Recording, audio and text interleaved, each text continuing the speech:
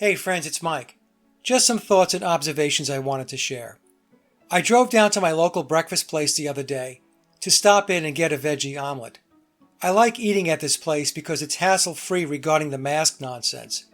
I walk in with no mask, order my food, and sit down and eat, just like the good old days. So as I was waiting for my food, I'm people watching. And there are all these people online in masks ordering food.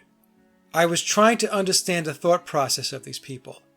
They wear a mask waiting in line while not practicing their social distancing, and then mumble through the mask to place their order, and then take the mask off to eat. Not one of these folks stops to think about how ludicrous their behavior is. The virus doesn't exist when they actually eat, but as soon as they swallow their last bite of food, the virus re-emerges and they mask up. The other day, I had a phone conversation with a doctor's office.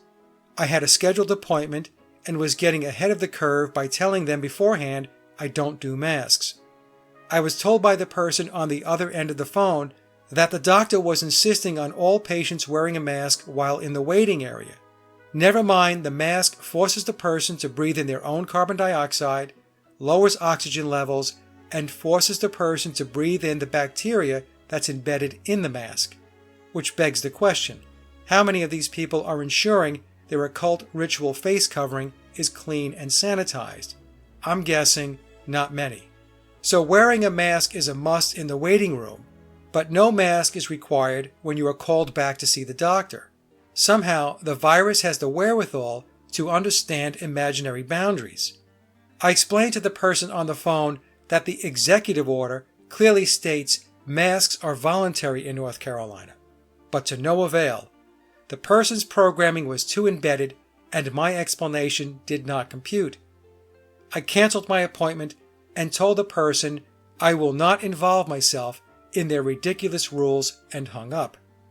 Another way to look at this is the doctor was given an IQ test and he failed miserably. I would like to take a moment to explain to the folks in the medical field that you are being used as tools in the PSYOP. In the beginning, you were told you were the front line of defense against this unseen and deadly foe, and for taking on this battle, you are all heroes.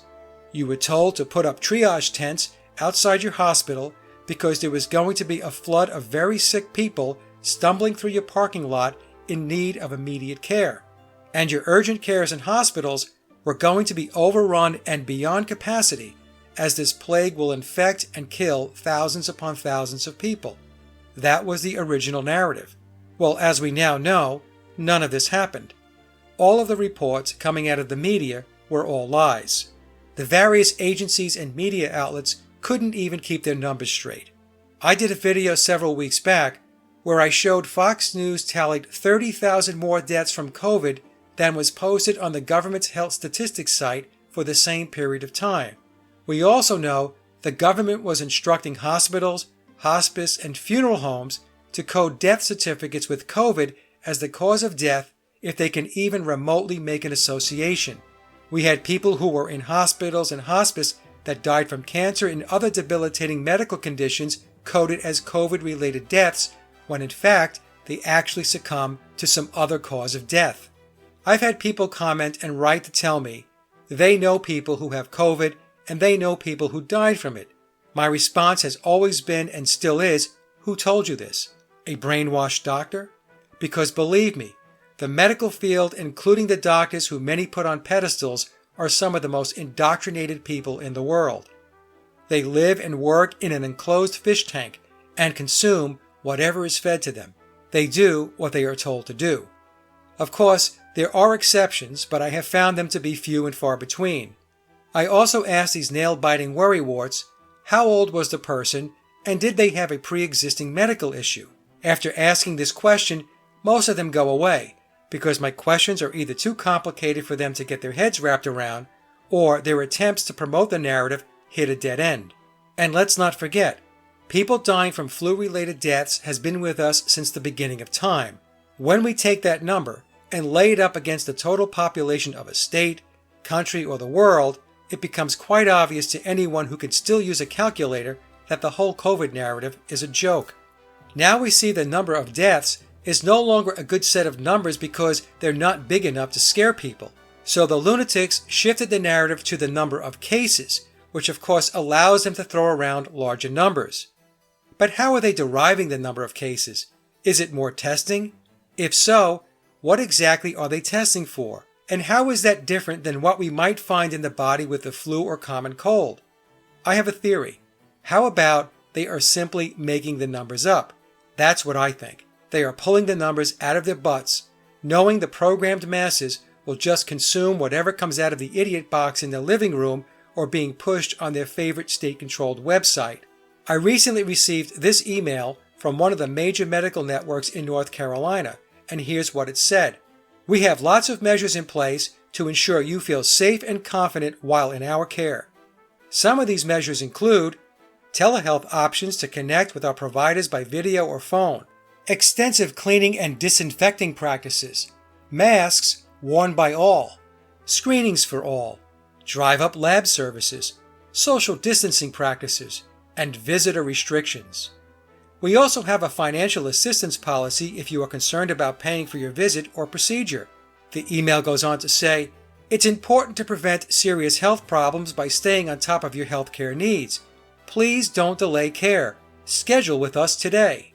And if for any reason you do not feel comfortable coming to see us, please give us a call or send us a message so we can help you. And that's the end of the email. So now, after the smoke is cleared, medical facilities are begging people to come back so you and I can stay on top of our healthcare needs, and we're being told, don't delay. Never mind that during the contrived frenzy, people with legitimate healthcare concerns were turned away because COVID patients were going to storm the hospitals, and these facilities had no time to deal with those of us who were suffering from real health issues. Back then, we didn't matter, but now we do. This reality is completely upside down. Now let's go back to how the people in the medical field were used as tools in the corona scam. I'm addressing those of you who are doctors, physician assistants, nurses, and technicians. In the beginning, they pumped up your tires and told you how important you are and how you are the frontline defense to tackle this scourge of a virus. They told you you would be overrun with patients. Your hospitals would be over capacity and the situation would be dire, only to have none of this happen. The tents I mentioned earlier were nothing more than props with no patient activity. Most hospitals were below capacity and the medical workers sat idle. I received emails and comments from those in the medical field who told me their hours were cut or they were laid off and that many doctors were twiddling their thumbs and lost pay. I found out from a very good source that here in the United States, there are medical practices where the doctors and physician assistants are paid on commission. Not salary, but commission. And because of this, their salaries dried up for weeks because no one was coming into the office or even using telehealth. So they used well-intentioned people in the medical field as a prop to get the charade going and then threw them under the bus. Part of this psychological operation is to re-engineer the healthcare system. The agenda is to eliminate huge numbers of doctors, PAs, nurses, and technicians and replace them with telehealth, which is the precursor to the ultimate goal of medical care administered by artificial intelligence. Patients in the not-so-distant future will be receiving their medical diagnosis, prescriptions, and care by a non-human. The only humans in the medical field will be those that are highly specialized, like surgeons. That is, until the technocracy figures out how robotics and AI will replace them as well. At the current rate and pace, my prediction is, within 5 years or so, many people who are now in the medical field will be out of work and looking for a different career path. So for those who are in the medical field and watching and listening, it's time to stop drinking the Kool-Aid and wake up, because the technocrats are working hard to make you and your job obsolete. It's gotten to the point where every day when I wake up, I feel less and less connected to this reality. I have mentioned to a number of family and friends that I just have this overall sense of not belonging here, because this is not my world. I feel like an outsider looking in at some very strange realm that is a caricature of what life is supposed to be about. It's like looking at a fish tank that has not been cared for. Everything is murky and unhealthy, and I'm thinking, these poor fish need help. I have concluded that there are two realities. There is the one I know and remember, and there's the one that is this place. Somehow I ended up in this timeline. And I do spend time wondering how it happened and trying to figure out where the exit door is. I don't want to live in a comic book. There are two parallel dimensions which somehow got their wires crossed. At first glance, the dimensions appear to be the same, but with closer inspection, we find anomalies, and we can see there are indeed differences. This dimension or reality is a darker and denser version of the one that I remember, which wasn't perfect, but it certainly wasn't this train wreck. There is a scene in David Lynch's great sequel to his original 1990s Twin Peaks series called Twin Peaks 2017, where the atomic bomb was detonated and caused a chain reaction and resulted in the existing reality being obliterated. This was an actual concern of some of the scientists working on the bomb. The truth is, they really didn't have any idea what might happen with an atomic blast since they never did it before, but they went ahead with the detonation anyway. In the scene, Lynch shows the world evaporating and then reforming. But the question is, how did reality reform? I think Lynch was telling us it was done through consciousness, which never dies. The collective consciousness that existed before the detonation pieced the reality back together, to the best of its ability. But the recreation was not an exact replica.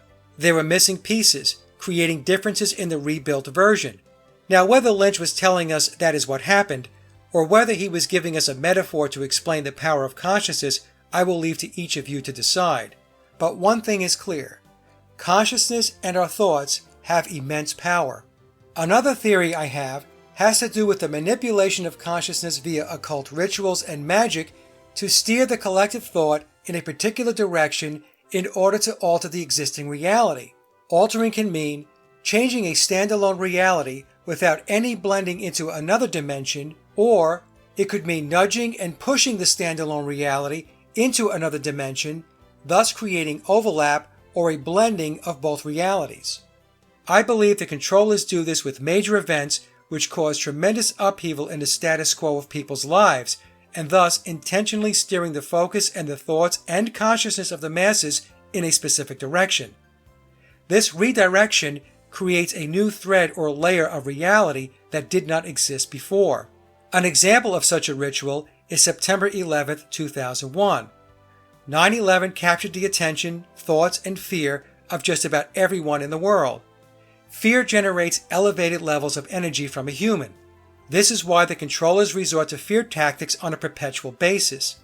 A capturing of consciousness at such a magnitude like 9/11 enables the occultists to manifest their desired outcomes. This is why I refer to such operations as 9/11 events. The current COVID-19/coronavirus PSYOP is also a 9/11 event where the playing field involves a worldwide audience who are participating in a massive ritual. In fact, as I stated in a previous video, the priesthood encoded COVID-19 and coronavirus with 9/11 numerology. Make no mistake, the COVID ritual is intended to significantly change the current reality. This is why the controllers call it the Great Reset. For those that are interested in the concept of alternate realities, I recommend the Netflix series The OA, which stands for The Original Angel. The series was only in production for 2 seasons, but the message being communicated is quite intriguing. I found it to be thought-provoking. So the question becomes, what do we do when those that are awake are far outnumbered by the mechanized and programmed people that populate this realm? All I can do is offer my take on how I navigate this very strange place. I concluded there is not going to be a mass awakening. All we need to do to prove this is to look at the number of people walking around with their faces covered with masks. So for me, this is an individual journey. It is not a collective effort. But that doesn't mean I don't care about my fellow human. The truth is, a community is only as strong as its individual members.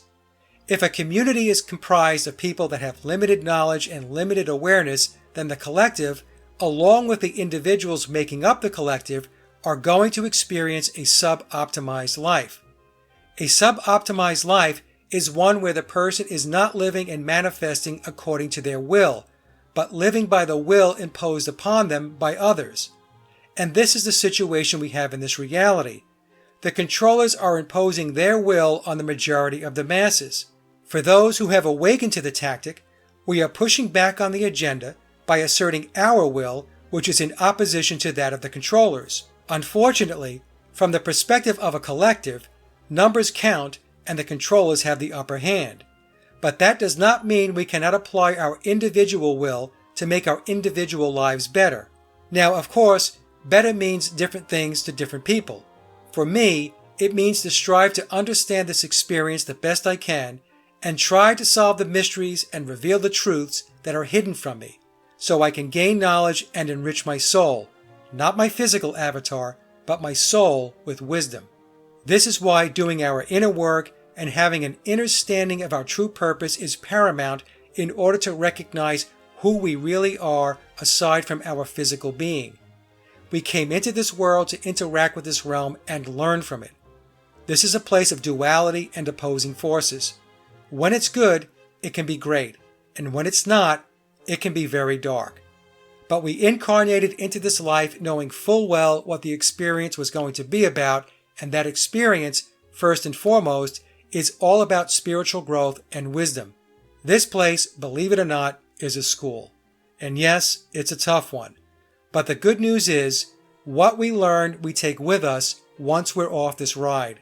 The soul never forgets what it learns. And once the roller coaster stops, our soul will unbuckle, step off the ride, and leverage that knowledge and wisdom to open the many doors of opportunity in our quest for spiritual enlightenment and, dare I say, illumination. We will be confronted with difficult choices to make as the controllers push the agenda. There is no doubt about this. I have had many people ask me what to do if forced vaccines become a reality. My answer is, you will need to make a decision. Either refuse or accept the vaccines. But if I refuse, Mike, there will be consequences which I won't like. I won't be allowed to travel. I won't be able to do this or that. Well, I never said the choices were going to be easy. Some of our decisions will be very difficult and troubling. But this is the nature of where we are at. I have found that picking and choosing my battles is very helpful. I cannot fight everything. There are so many aspects of this reality which I have no control over. I cannot change something I do not control, and boiling the ocean is never a good strategy because it never works. For example, the odds of putting a stop to the mass installation of smart meters is extremely low. Too many people are not up to speed on the harmful effects, nor do they have any desire to educate themselves on the issue. However, I can and did decide to have the traditional manually read meter installed on my house. It cost me more money a month, but I decided the additional cost was worth it to not have the smart meter installed. My neighbor may have made a completely different decision. A lot of this has to do with what we are personally comfortable with, so we don't feel like we are compromising our principles. And there are certainly going to be times when we're not completely happy with the choice we made, but we made the best decision based on the overall situation at the time. Last but not least, my decisions are my decisions. I need to do what I feel is best for me and my family. I have no sense of having to feel guilty about something I decided to do because someone else disapproves. I am not interested in someone else's opinion of what I do in my life because it's my life.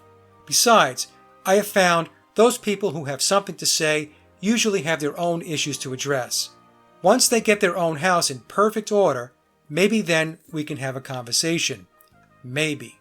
For me, the choices and decisions I make is all part of the experience I came here for. Would I like to see more people wake up? Of course. But I understand the reality of the cards that have been dealt, and trying to be the Pied Piper that attempts to push a building uphill is wasted time and energy. So it gets back to being an individual journey. And if everyone worked on their individual growth and the expansion of their awareness and consciousness, the world would be better for it. Tonight's talk is consciousness, creativity, and the brain. And if you have a golf ball-sized consciousness, when you read a book, you'll have a golf ball-sized understanding. When you look out, a golf ball-sized awareness. And when you wake up in the morning, a golf ball-sized wakefulness. But if you could expand that consciousness, then you read the book, more understanding. You look out, more awareness. And when you wake up, more wakefulness. It's consciousness. And there's an ocean of pure, vibrant consciousness inside each one of us. And it's right at the source and base of mind, right at the source of thought, and it's also at the source of all matter. And Maharishi Mahesh Yogi teaches a technique called Transcendental meditation. It's a simple, easy, effortless technique, yet supremely profound, that allows any human being to dive within, experiencing subtler levels of mind and intellect, and transcend and experience this ocean of pure consciousness. This pure consciousness is called by modern physics the unified field. It's at the base of all mind and all matter. And they now say, modern science says, all of matter, everything that is a thing, emerges from this field. And this field has qualities like bliss, intelligence, creativity, universal love, energy, peace. And it's not the intellectual understanding of this field, but the experiencing of it that does everything. You dive within and transcending, experiencing this field of pure consciousness, and you enliven it, you unfold it, it grows. And the final outcome of this growth of consciousness is called enlightenment. And enlightenment is the full potential of all of us human beings. And a side effect of enlivening this consciousness is negativity starts to recede.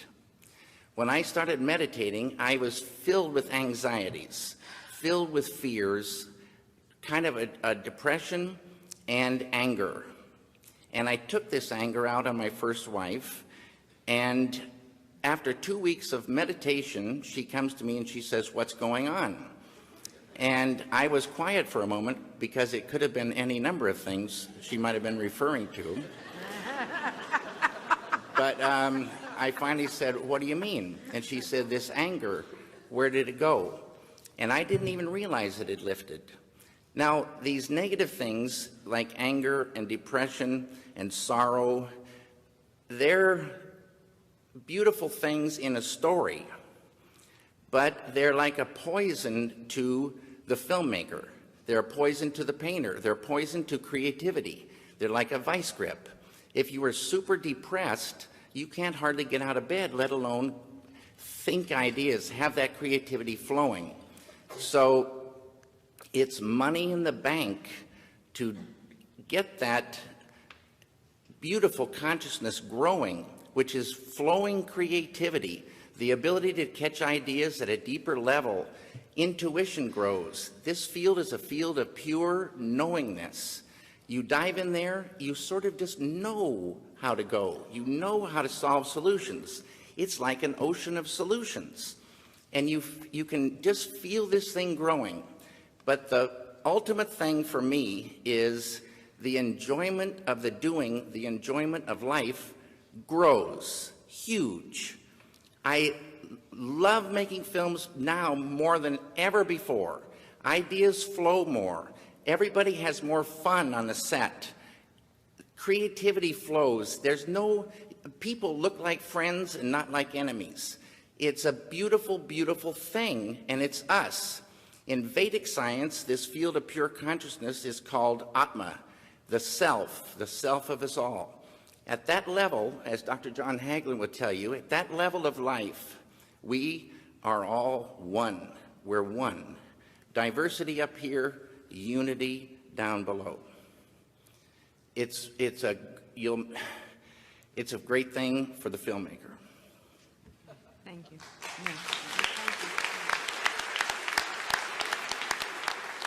I would like to have a glass of water,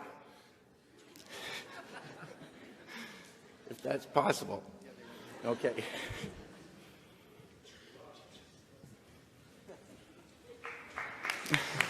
Hey, Jay, bless you, man. This is Jay, my friend and assistant.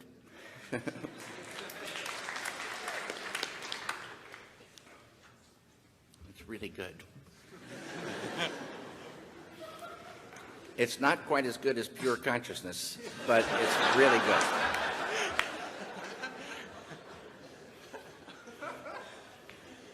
Hello. How you doing? Not bad. How are you? Good. Well, my name is Alex Harvey. I've been meditating for a while. I want to know if there was a moment where you realized the effect that pure consciousness had on your work. Right from the very beginning. And like I said, I might have been, I think I had so many anxieties and fears, and I felt those lifting. And bliss is a thing in this field, the unified field. Bliss, they say, is the sweetest nectar of life. Bliss is physical, emotional, mental, spiritual happiness. And you can vibrate with this bliss. And it's this happiness from within. They have a saying, true happiness isn't out there, true happiness lies within. And I always wondered, where is this within? And they don't say where it is. And then they don't even say how to get to it. This is the beauty of this technique. There's lots of forms of meditation, but with transcendental meditation, to me, the key is the word transcend, to dive all the way in. It's a huge realm between the surface of life and this fundamental pure consciousness, but it's there. And when you're in it, you know you're in it. It's familiar, but it's you. And right away, a happiness, but it's not like a goofball happiness. It's a thick beauty. It's a thick beauty to appreciate life and living. And why suffer? Suffering starts to go. And people say, well, you got to have anger. You got to have an edge, to create. You got to know about anger. You got to have energy. You got to have clarity to create. You got to be able to catch ideas. You got to be able to be strong enough to fight unbelievable pressure and stress and the whole thing in this world. That will lift, because this whole thing is tied to world peace, but it's going to be a better world, but it's still a very tough world. And this just gives you more and more and more ability to say, it just looks beautiful. It's way, way, way, way better. And this happened right away.